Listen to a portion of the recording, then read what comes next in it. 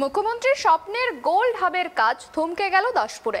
জমি আন্দোলনের নেতৃত্বে মুখ্যমন্ত্রী মমতা বন্দ্যোপাধ্যায় কোটি টাকা ব্যয়ে শিলান্যাস করেছিলেন গোল্ড হাবের।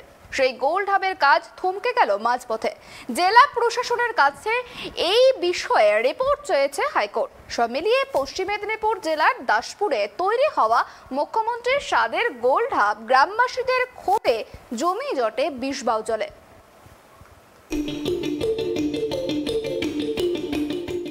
ছোটদের খেলার মাঠ, দুর্গাপুজোর জায়গা, শ্মশান ও শ্মশানের জমি রাতারাতি বদলে গেল ক্ষুদ্র ও কুটির শিল্প দপ্তরের জমিতে। গ্রামের মানুষকে অন্ধকারে রেখে কিভাবে এই বদল ক্ষোভে ফুঁসছে গ্রামের মানুষ। পোস্টার প্ল্যাকার্ডে 6 লাভ গোটা গ্রামে। মুখ্যমন্ত্রীর স্বপ্নের গোল্ড হাবের কাজ থমকে গেল দাসপুরে। জমি আন্দোলনের নেত্রী তথা মুখ্যমন্ত্রী মমতা বন্দ্যোপাধ্যায়ের গোল্ড হাবের কাজ থমকে গেল মাঝপথে। হাইকোর্ট রিপোর্ট চেয়েছে জেলা প্রশাসনের কাছে। সব মিলিয়ে দাসপুরে তৈরি হওয়া মুখ্যমন্ত্রীর স্বাদের গোল্ড হাব গ্রামবাসীদের ক্ষোভে জমি জটে বিষ বাউ জলে। গ্রামবাসীদের সঙ্গে প্রশাসনের বোঝাপড়ার অভাব, মাঝপথে থমকে গেল মুখ্যমন্ত্রীর স্বপ্নের গোল্ড হাব। কোটি টাকা ব্যয়ে মুখ্যমন্ত্রীর স্বপ্নের গোল্ড হাবের ভবিষ্যৎ অথৈ জলে।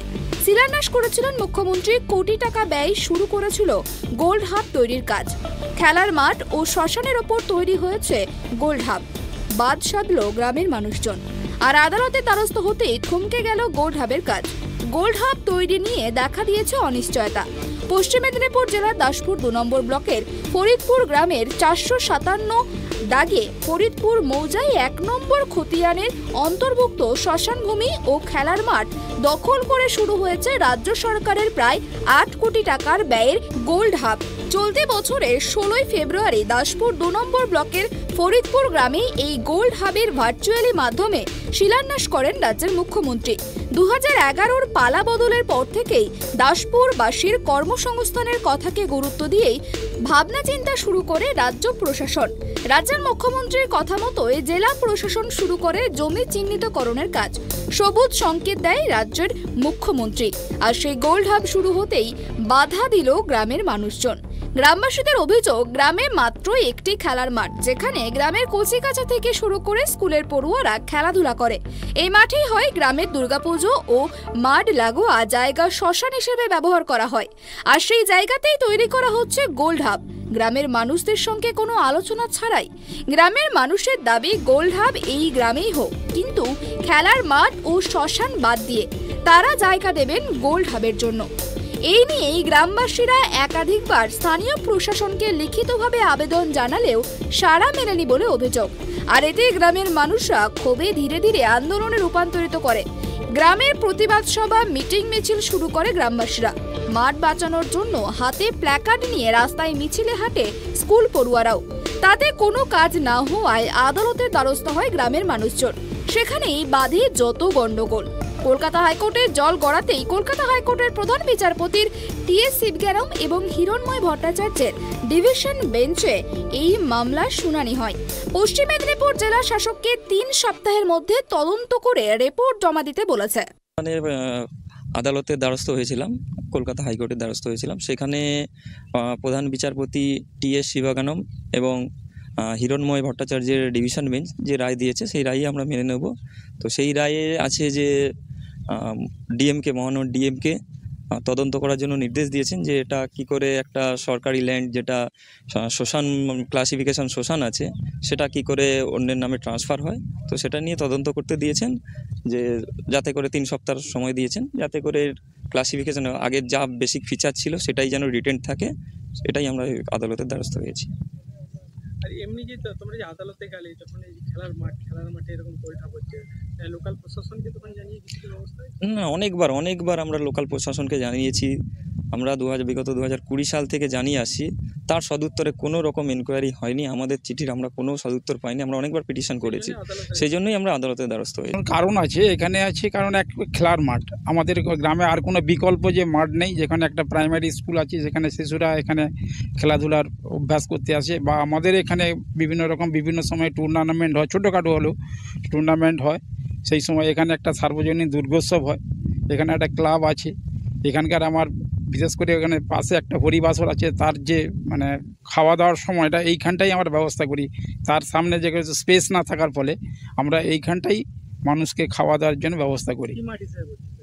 এটা খেলার মাঠ হিসাবেই পরিচিত। জায়গাটার নাম কি আপনাদের? আমরা হচ্ছে ফরিদপুর বা হচ্ছে মোড়াপাতা হিসাবেই পরিচিত। এই হিসেবে হ্যাঁ, পরিচিত। হ্যাঁ, পরিচিত হয়। বর্তমানে কি হচ্ছে? বর্তমানে হঠাৎ তো আমরা তো জানি না, এবারে এখানে গোল্ডেন হার্ভের জন্য মানে সরকারিভাবে শুনি, কিন্তু আমাদেরকে কখনো আমরা গ্রামবাসী আমরাও মানে 3টে টার্মের পঞ্চায়েত ছিলাম, একদম পঞ্চায়েত সমিতির মেম্বারও ছিলাম কোন দল? আমরা সিপিএম দলে।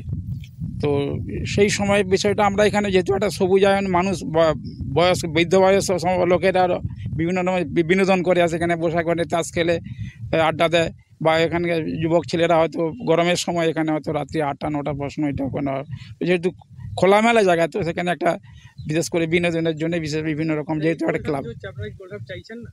আমরা চাই একটা হোক না, শিল্পের বিরুদ্ধে আমরা নই, শিল্পটা হোক, কর্মসংস্থান হোক, মানুষের বেকারের যে প্রচুর লেখাপড়ার জন্য শিখছে তাদের কর্মসংস্থান, এটার বিরুদ্ধে আমরা নই। আমরা বলছি মানুষের কাছে তাহলে জমির দাবি করতে হবে, সেই জমির দাবি করে সালে পাওয়া যাবে। অনেক বিকল্প জায়গা আছে, নাই আমরাও সেখানে সন্ধান করেছি, এবারে সেইটা সরকারের সদিচ্ছা থাকতে হবে। তো শুধু কি খেলার মাঠের উপরেই গোল্ড কাপ হচ্ছে না এক্সট্রা কোনো জায়গা কি দেওয়া হয়? না, গোল্ডের হাবের জন্যই এখন আপাতত দেখছি, এবার শুধু খেলার মাঠটাই না শ্মশান হয়? ওই শ্মশানটাই মানে খেলার মাঠটাই আছে, পুরো শ্মশান। দেখেন এর বাইরেও অনেক শ্মশান আছে, মানে এই খেলার মাঠ ছাড়াও ওদিকে আছে, এদিকেও আছে, ওই যে একটা শ্মশানও আছে আমাদের, শ্মশানও পড়ে যাচ্ছে। শ্মশানও পড়ে যাচ্ছে। এবং তার সঙ্গে এখানে একটা মানুষ বসার জন্য গরমকালের বা বিভিন্ন সময়, এই যেমন বর্ষাকাল একসময় কেউ মারা যায়। কি দাবি রাখবেন, কি চাইছেন? আমরা চাইছি যে শিল্প হোক, কিন্তু এই মাঠটাকে নষ্ট করে দেয়। দাসপুর 2 নম্বর ব্লক প্রশাসন সূত্রে খবর, ওই জায়গাটিতে ক্ষুদ্র কুটির শিল্প দপ্তরের অধীন জমির শ্রেণী পরিবর্তন করে এমএসএমইকেই জমি দেওয়া হয়েছে। সমস্ত নিয়ম মেনে গোল্ড হাব তৈরি করা হচ্ছে। এই বিষয়ে ঘাটাল সাংগঠনিক জেলা তৃণমূলের সভাপতি আশিস হুদাইত বলেন, দাসপুরে হাজার হাজার ছেলে বাইরে সোনার কাজ করে, তাই দাসপুরে একটা কর্মসংস্থানের জায়গা তৈরি করেছে মানবিক মুখ্যমন্ত্রী। কিন্তু কিছু মানুষ তাদের আবেগের জায়গা থেকে আন্দোলন শুরু করেছে, তাই সে আন্দোলন সফল হবে না।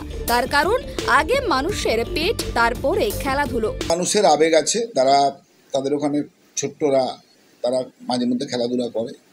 কিছু মানুষের আবেগ আছে, তারা সরকারি জায়গায় তাদের দুর্গোৎসব হয়, দেখছি 2-3 বছর 4 বছর হচ্ছে। সেই আবেগ আছেই, সেই আবেগকে সম্মান জানিয়ে বলি যে একটি গ্রামের কতিপয় মানুষের আবেগকে সম্মান জানাতে গিয়ে আমাদের ঘাটাল সাব ডিভিশনের তথা দাসপুর 2 ব্লকের 30,000 পরিবারের আবেগকে আমি কখনোই অসম্মান করতে পারি না। সেই আবেগকে সম্মান জানাতে ওই জায়গাতেই আমরা ওটা করব। কেউ বলছেন তারা তাদের অভিমানের কথা তাদের হতেই পারে, আমি তাদেরকেও বলবো যে আমাদের গ্রামের এই যে অসংখ্য ছেলেমেয়েরা তারা জীবিকার সন্ধানে বাইরে চলে যায়, তাদের সারা বছর ধরে তাদের ছেলে মেয়ে কি করছে না করছে তারা দেখার কোনো সুযোগ পান না। সেই জায়গা থেকে আমি বলবো যে যারা আবার এই জাতীয় আন্দোলন করছেন তাদেরও পরিবারের প্রতিবেশী বা পরিবারেরও কেউ কাজ করে থাকেন, আমি বলবো যে এটাতে আপনারা আপাতত আবেগকে ঢেকে রেখে এলাকার মানুষের জীবন জীবিকার যাতে উন্নয়ন ঘটে তার জন্য আমাদের সাহায্য করুন। কারণ ইতিমধ্যে এই জায়গা গভর্নমেন্ট এমএসএমইকে দিয়ে দিয়েছে, অর্থাৎ আমাদের সম্মানীয় ডিএম সাহেব তিনি কিন্তু এই জায়গাটা এমএসএমইকে দিয়ে দিয়েছেন। শুধু তাই নয়, আমাদের সম্মানীয় মুখ্যমন্ত্রী, বাংলার মানবিক মুখ্যমন্ত্রী, তিনি কিন্তু এই স্বর্ণশিল্পীদের জন্য স্বর্ণ হাব ঘোষণা করার মধ্য দিয়ে, গোল্ড হাব ঘোষণার মধ্য দিয়ে তিনি কিন্তু আমাদের এই ঘাটালের মানুষকে সম্মানিত করেছেন। তাই আমি মনে করি যারা এই কাজ করছেন তারা তাদের আবেগকে আপাতত তারা একটু ঢেকে দিয়ে যাতে করে অসংখ্য মানুষের, এলাকার অসংখ্য স্বর্ণকারের তাদের জীবন জীবিকার একটি নির্দিষ্ট স্থান তৈরি হয়, সে ব্যাপারে তারা সাহায্য করুন, কোনোরকম বিতর্ক নয়। ইতিমধ্যে তো আদালতে দ্বারস্থ হয়েছে, আদালত থেকে তো বিষয়টাকে নিয়ে তো পর্যালোচনা করছে। আদালতে খুব একটা ডিসকাশন কিছু হয়নি। আদালতে এরা যে পর্যন্ত এদের তথ্য নিয়ে গেছে তার উপরেই সম্মানীয় আদালতের আমাদের চিফ জাস্টিস তিনি একটা রায় দিয়েছেন। সেই রায়ে ডিএমকেই দায়িত্ব দেওয়া হয়েছে, তিনি ওটা দেখবেন, দেখে তিনি এই জায়গার কি পরিস্থিতি আছে তিনি খবরাখবর দেবেন। তো আমরা যতদূর জানি, আপনারা জানেন যে এর আগে যে ডিএম ম্যাডাম ছিলেন, আপনারা সেই ডিএম ম্যাডাম তিনি কিন্তু সম্মানীয়া রশ্মি কমল। অন্যদিকে এই বিষয়ে দাসপুর 2 নম্বর ব্লকের বিডিও অনির্বাণ সাউ ক্যামেরার সামনে কিছু না বললেও ফোনে তাদের জানিয়েছেন নিয়ম মেনেই কাজ হচ্ছে। যেহেতু আদালতের একটি নির্দেশ এসেছে জেলা শাসকের কাছে, তাই কাজটি বন্ধ রয়েছে। তবে যাই হোক, গ্রামের মানুষ চাইছেন এই এলাকাতেই গোল্ড হাব হোক, কিন্তু খেলার মাঠ ও শ্মশান বাঁচিয়ে। এখন দেখার শেষমেশ গোল্ড হাবের ভবিষ্যৎ কোথায় গিয়ে দাঁড়ায়। পশ্চিম মেদিনীপুর থেকে শুভ চক্রবর্তীর রিপোর্ট, ট্রাইব টিভি।